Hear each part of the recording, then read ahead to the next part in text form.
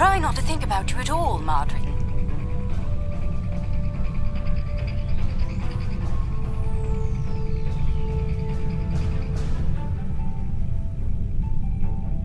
Any friend of yours is someone I'd rather not know.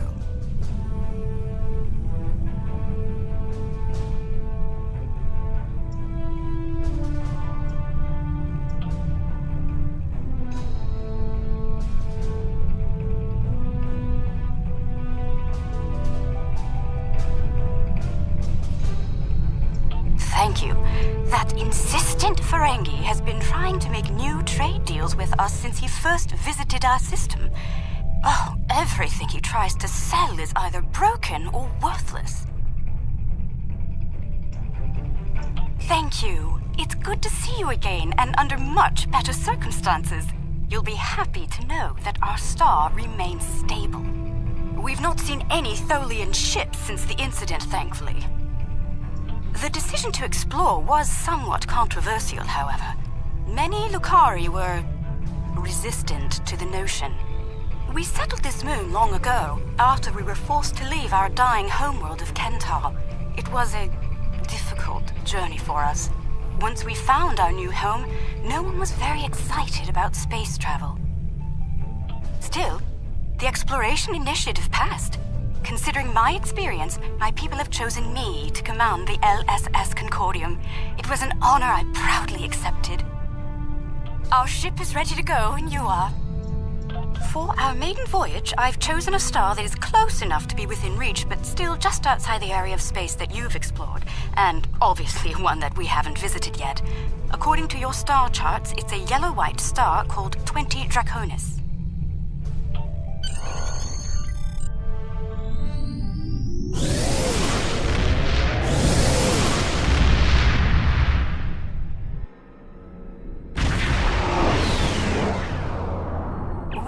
On the outskirts of the system, there's a large field of rocky debris and asteroids. We're picking up various metals and crystalline formations. Should we approach one of the larger asteroids and take some more readings?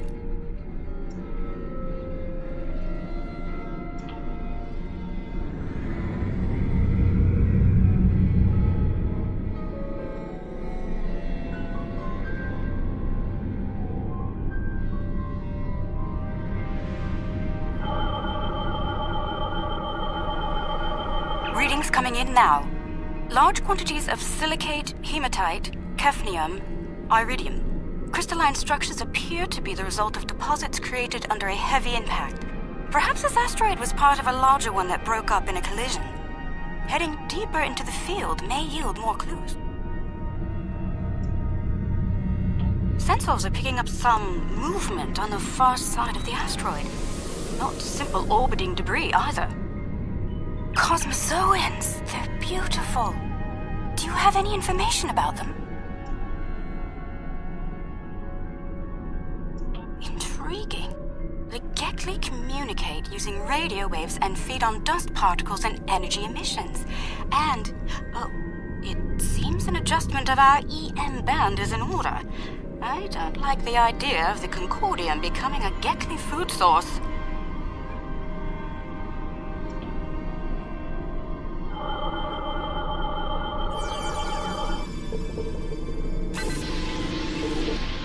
We've adjusted our power systems.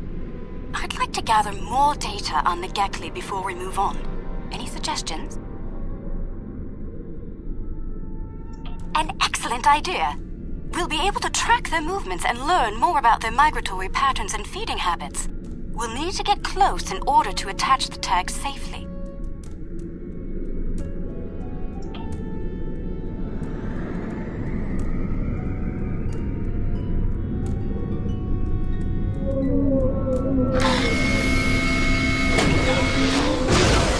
Data's coming in from the Gekli. I'd like to expand the number of tagged subjects to optimize data collection. Let's get close enough to slip in with a pod and join them in their swimming.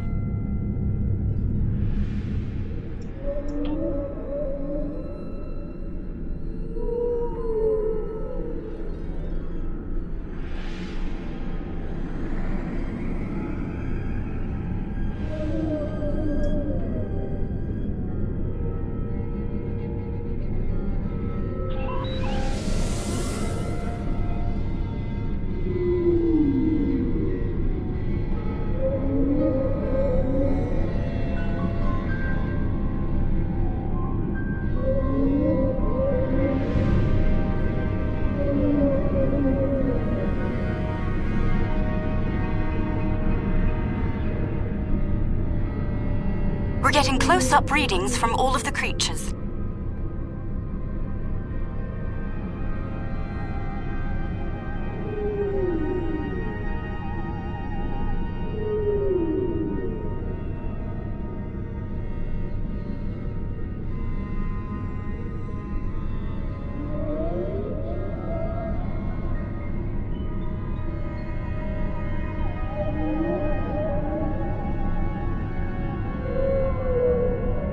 Treating us like one of their own. They're trying to talk to us with their radio waves. That was incredible. What a singular experience. We've spotted a larger group of them in an area not too far from here. This looks like a feeding ground for several Gekli pods. Let's go have a look.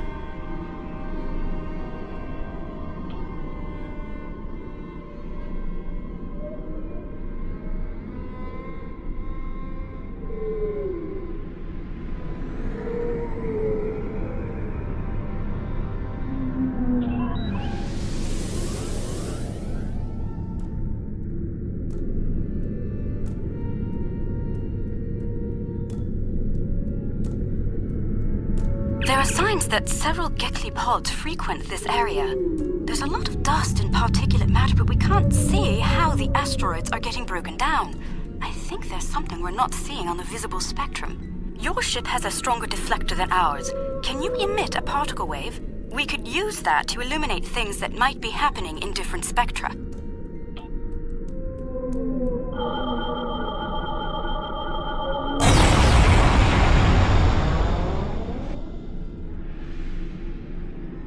Some kind of subspace shearing here.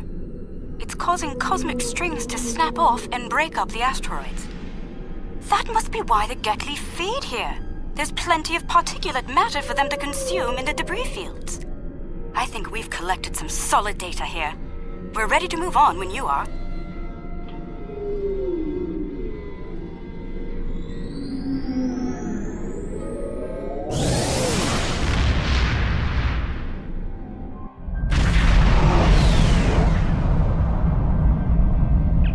Are reading a swarm of comets passing by this stellar body. They look to have an orbital period of about 173 of your standard years. I'd like to know if they came from outside of the system and were caught in its gravity, or if they originated here. Shall we take some scans? This comet is mostly ice and dust. There are indications that the cometary matter formed around a magnetic core. The other comets may be more interesting. Let's move to the other comets and study them closely.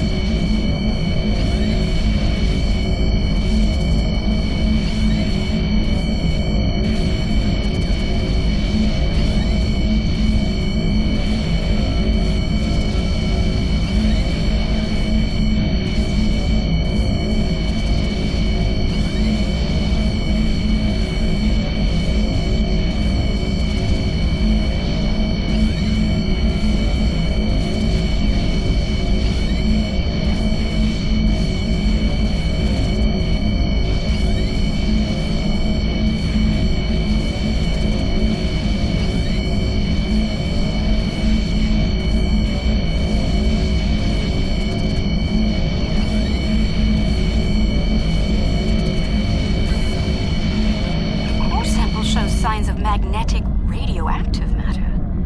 This comet may have seen some interesting particle fields in its wandering.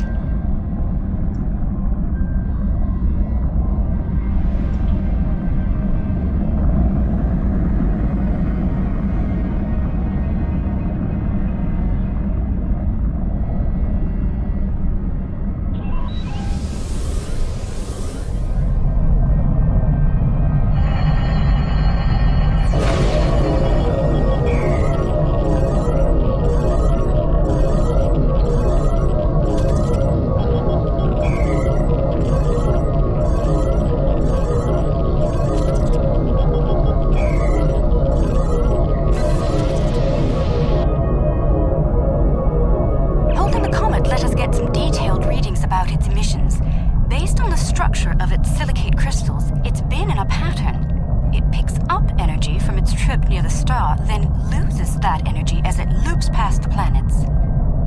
It's like ice melting and refreezing, but it seems to lose a large quantity of energy all at once near here. I'm not sure why. The radioactivity should be steady. These comets seem to have a long orbit that coincides with the orbit of a Class A planet nearby. I'd like to launch a probe and see if the cometary movements have had any impact on the planet.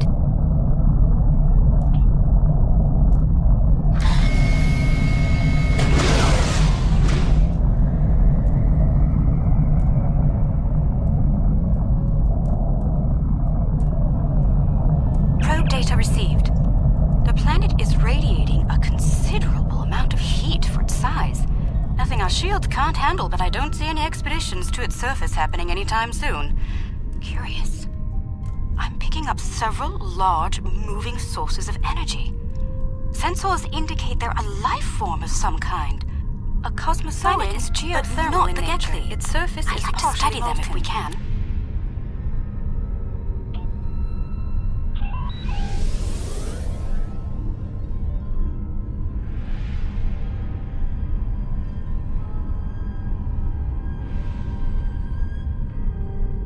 No life forms detected planetside.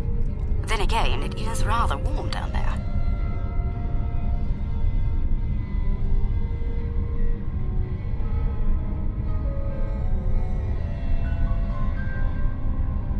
There they are. Magnificent, aren't they?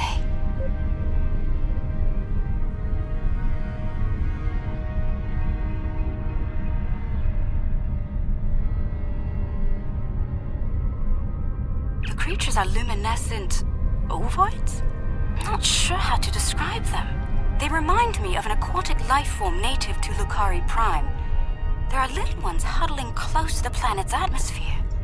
They must use the heat and the planet's electrical discharges to survive. Interesting. These life forms were encountered by the USS Enterprise D on Deneb 4, someplace called Farpoint Station. They haven't been seen anywhere else since. We shouldn't harm them or their young. Let's transmit a greeting, then be on our way.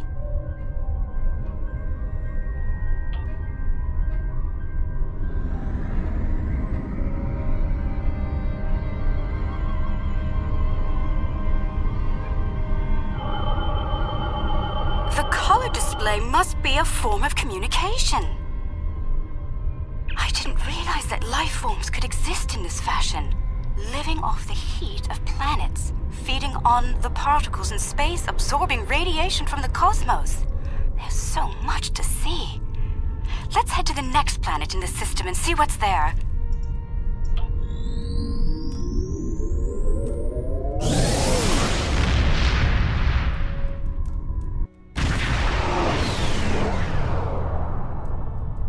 Are you seeing this? My sensors indicate this planet is completely devoid of any organic material, and yet it has a breathable atmosphere and lies well within the system's habitable zone. Most curious. I'm picking up residual levels of radiation. Oh my. I believe I know what happened to this world. Some kind of proto-matter wave happened here. Not if you know how to resolve the chaotic turbulence with a tarfine reduction. This was a recent event. Some kind of proto-matter incident happened, and it wiped out all life on the planet. I think we should send an away team down to learn more.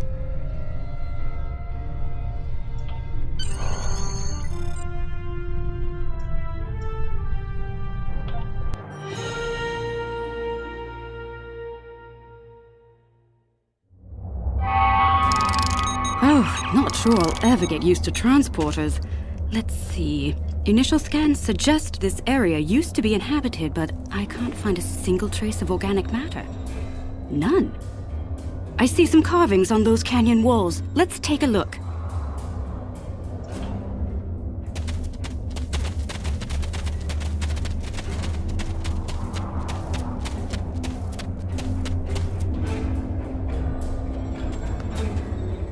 The walls of this canyon were worked by tools, I'm sure of it. Sentient life forms lived here. Until the proto-matter detonation. This pillar here, it seems to be a sign pointing to that canyon. Perhaps a pathway there leads to a settlement of some kind. I'm reading metallic objects there as well. Shall we take a look?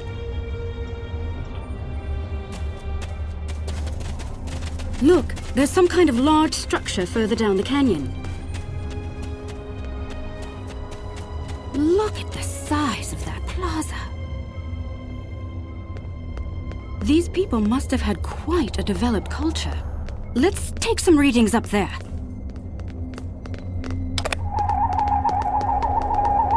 This looks like a town square or ceremonial center of some kind. I see some murals on the far side of the square over there by that arch. I'd like to examine them. They might tell us more about this place.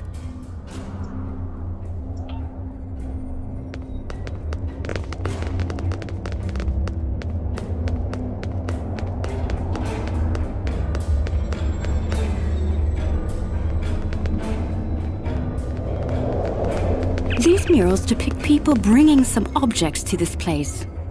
Crystals or gems, I believe? They built their settlement around this site.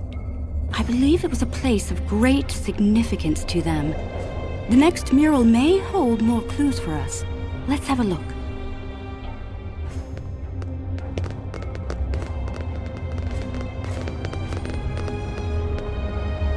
This mural depicts the construction of this large structure. I suspect it was a temple or a place of contemplation for the people. The crystals were revered by the locals, perhaps even worshipped by them. We'd better have a look at the next mural, don't you think?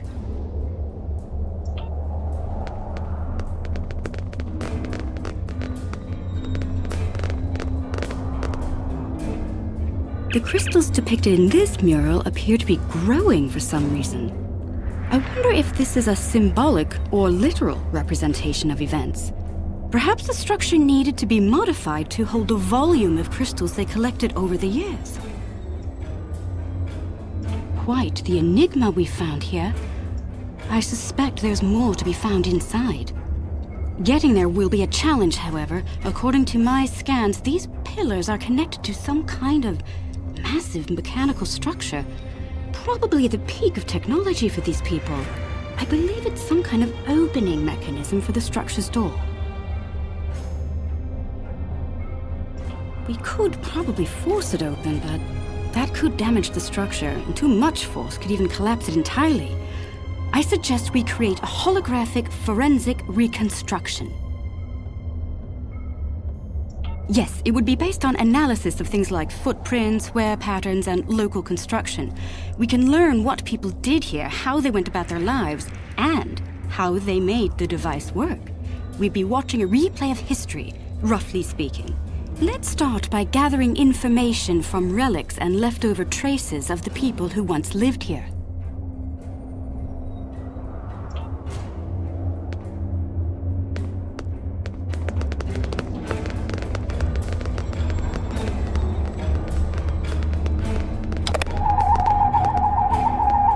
These artifacts were used with opposable thumbs and indicate a likely handspan of 22 centimeters.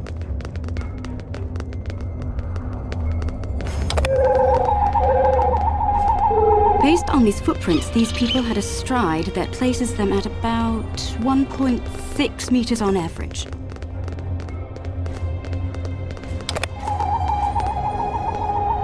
The wear patterns here show us that people leaned against here frequently. This was a meeting and gathering area. Strange. These relics should be covered with dust and sand, worn away by time and wind. But they're all uncovered. No organic matter left, and everything left behind in its place. Frozen in time, like... Yes, the evidence seems clear. The proto-matter detonation happened only weeks, perhaps even days ago. We're going to need to make an accurate simulation to continue our studies here. I suggest using modified pattern enhancers to do this.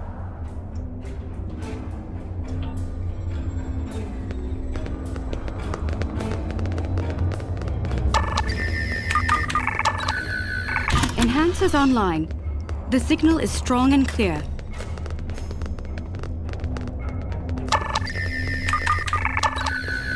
Two down, two to go.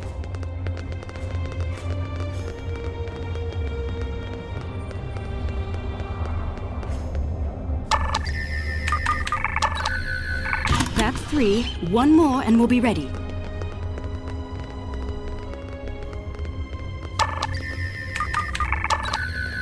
That's the last one. All enhancers online and standing by. All right. The enhancers should give us a pretty good image range. Your tricorder can then act as the center of the network control for the enhancers. I can tie in my data to your tricorder whenever you're ready. Get a little close to the center of the square so we can see what happens.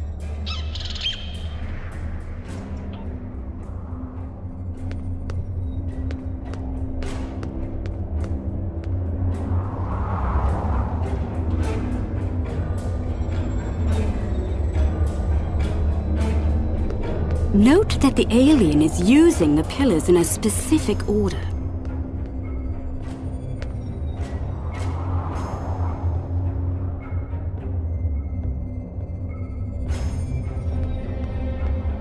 They're making the murals match up on each pillar.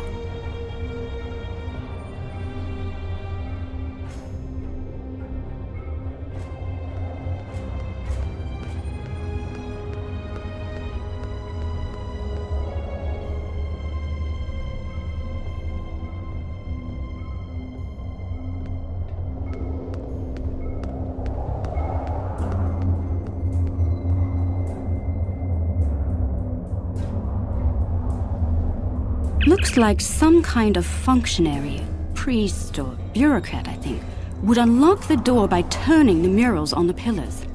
The top mural on each pillar seems to be locked in place for reference. We should follow the order they used on the pillar murals. If we can turn them correctly, I believe we'll unlock the door.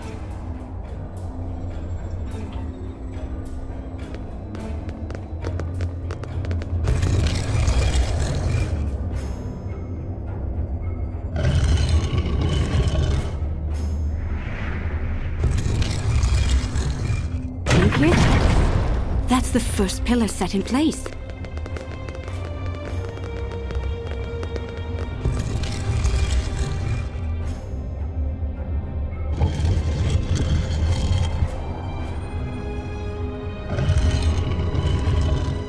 That's two pillars set into place.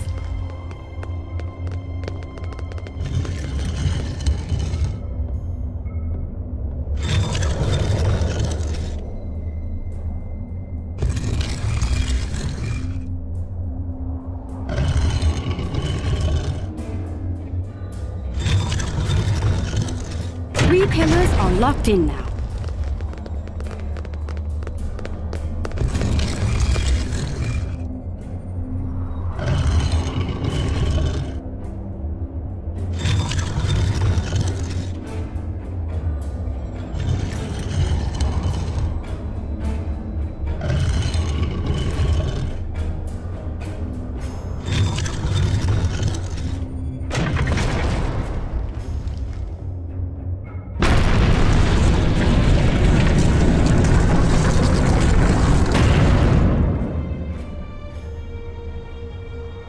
That's it! It's working! Well done! Shall we see what secrets this building holds? I think I see another mural inside the doorway. We should take a look at it.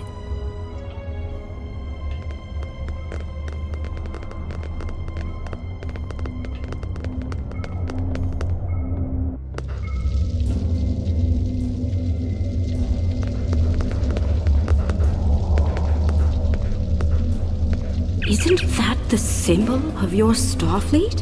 How did it get here? How could it be in a temple of people who don't even have electricity, much less space travel? This is getting stranger by the minute. We should search the temple for more murals.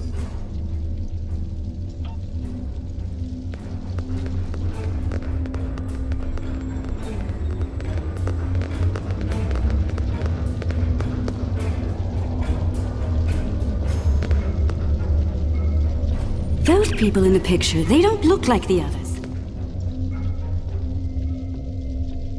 What happened here? If Starfleet officers contacted this civilization in the past, why wouldn't you have a record of it? We should head deeper into the temple and continue our search.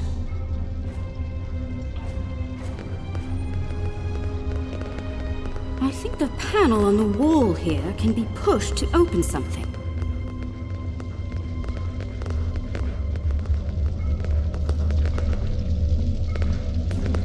Those inner doors across from the panel are opening.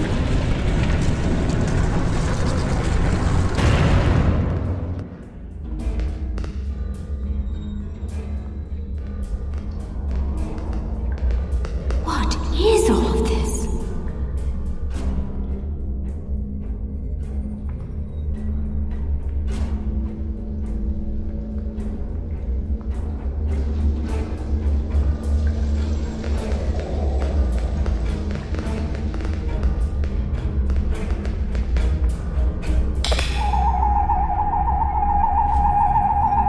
According to my tricorder, we've reached ground zero.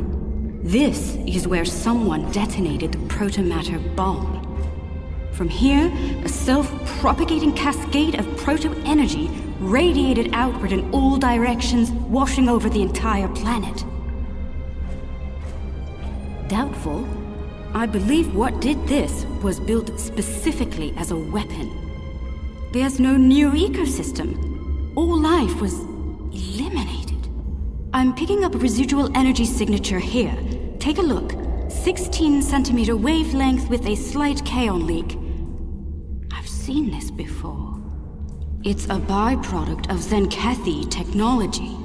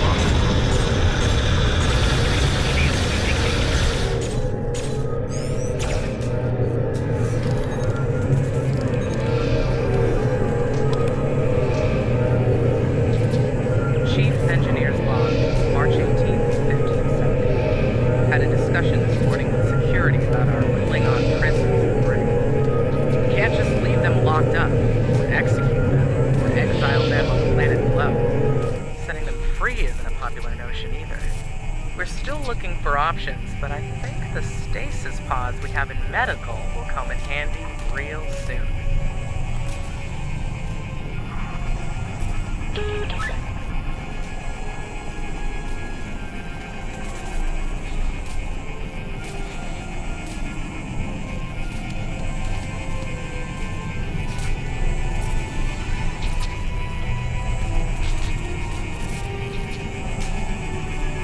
Chief Engineer's Log. Supplemental. By my account, we've been hurled back in time to the 16th century. To make matters worse, we're a very long way from the den of the system. None of our shuttles are warp capable. And even if we could get to Earth, we'd be in the wrong time. In short, we're stuck. There's nothing to do now but wait and try to conjure up a way to get back to the right time.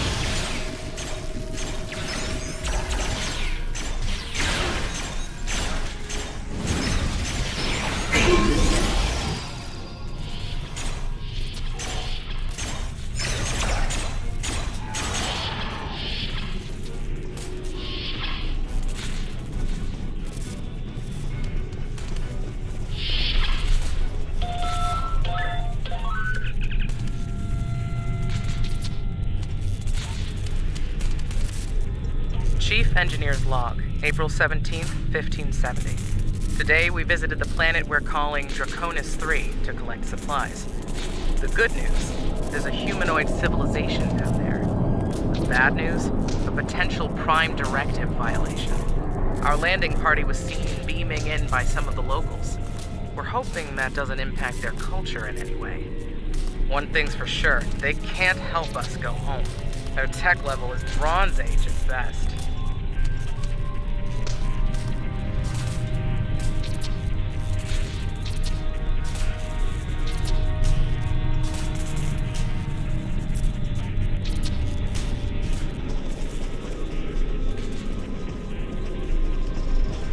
Chief Engineer's Log, August 6th, 1570.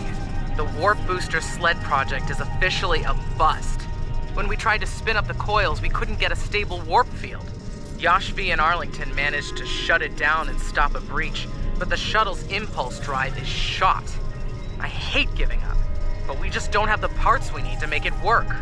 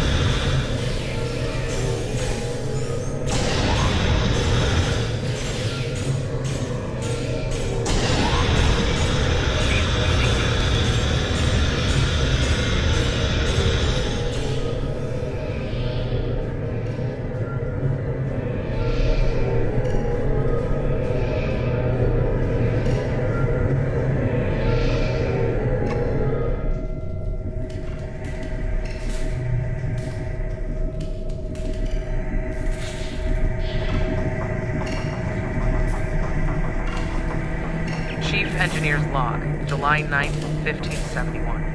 It's decided. Most of us are going into cryosleep. Those who stay awake, well, there's the rub. Going to live on a remote part of the planet below is likely, despite the Prime Directive issues. Staying here isn't viable. When the supplies are gone and the remaining power is in the stasis pods, anyone left is a goner. This station will be there.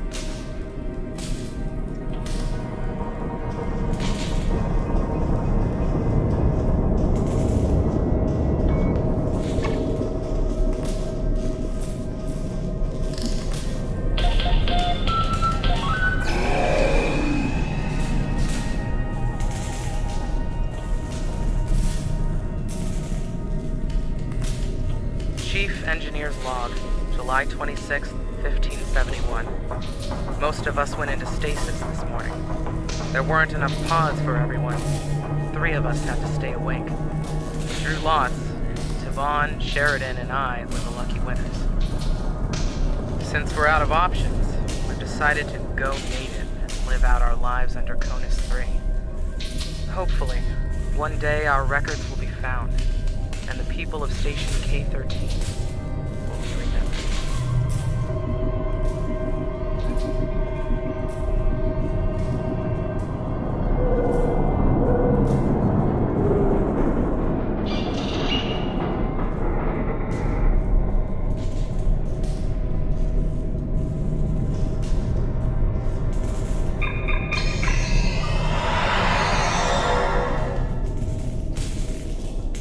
Crime is trespassing.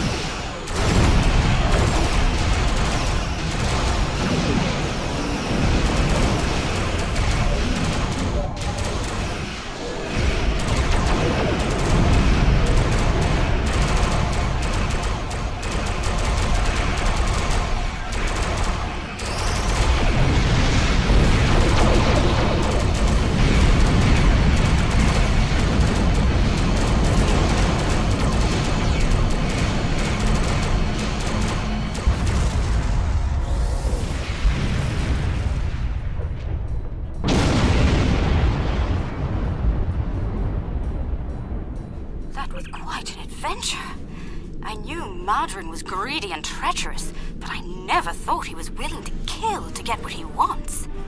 In spite of that, I feel like we've learned so much out here, and for the better. Indeed. I'd say our first flight was a success. Now we need to share our discoveries with everyone back home. I hope today's events will convince my people of the continued need to explore and to be part of the galactic community. With luck, we'll do this again sometime, and soon. On behalf of the Lukari people, thank you.